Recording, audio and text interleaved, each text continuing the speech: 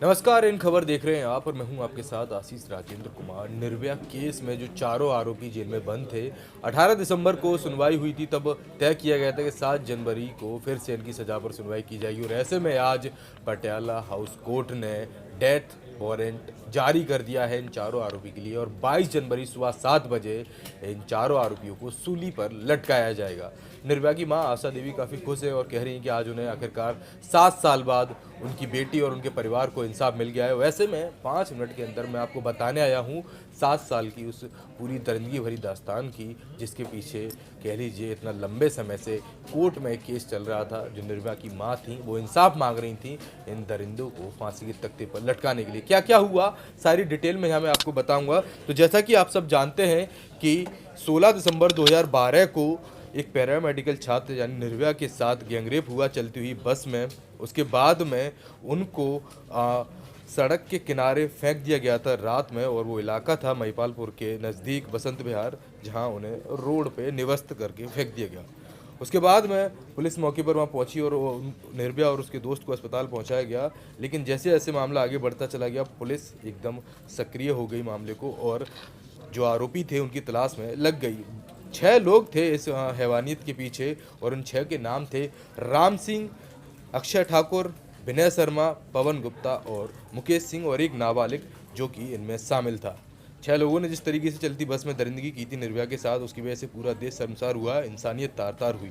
चलिए अब जान लेते हैं क्या क्या कब कब हुआ उसके मामले में।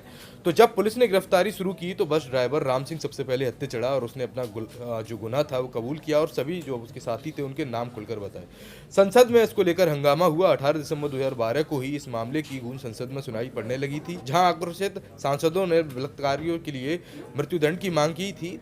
तत्कालीन गृह मंत्री सुशील कुमार सिंधे ने संसद को आश्वासन दिलाया था कि राजधानी में महिलाओं की सुरक्षा के लिए सभी जरूरी कदम उठाए जाएंगे।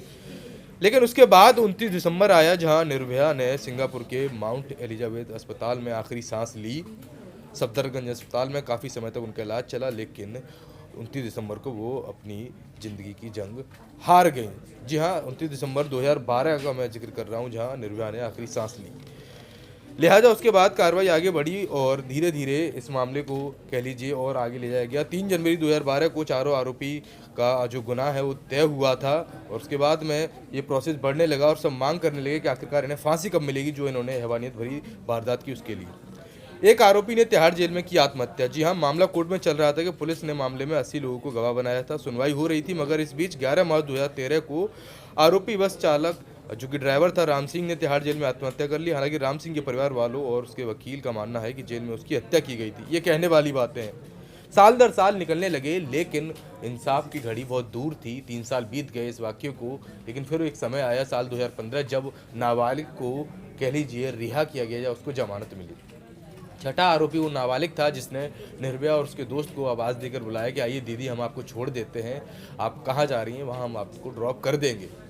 लेकिन नाबालिग होने के कारण वर्ष उसको छोड़ दिया। लेकिन आरोप भी उस पर यह था कि सबसे ज़्यादा दरिंदगी उसी ने ही निर्भया के साथ की थी।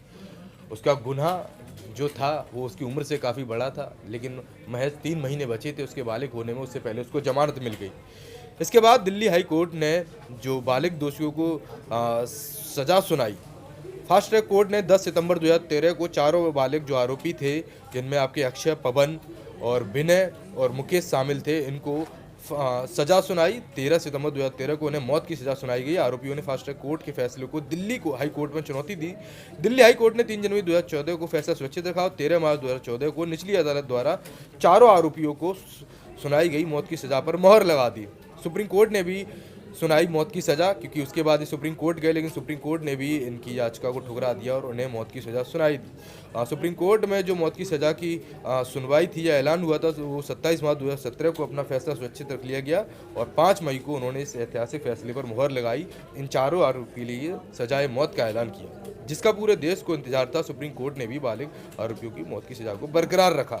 हालांकि इसके बाद 2017 में फिर से जो एक आरोपी था मुकेश सिंह, उन्होंने पुनर्विचार याचिका डाली। उसके बाद अक्षय ठाकुर, तमाम पुनर्विचार याचिका चलती रहीं, लेकिन आज ये ऐतिहासिक और अहम फैसला आ गया और इन चारों आरोपियों को सजाए मौत दी गई है। 22 जनवरी सुबह 7 बजे इन्हें फांसी की तख्ती पर लटकाया जाएगा। खैर, इस मामले से जुड़ा जो अपडेट आएगा मैं आपको दूंगा। दिखती रही इन खबर। धन्यवाद। इन खबर चैनल को सब्सक्राइब करें और बेल आइकन दबाना ना भूलें।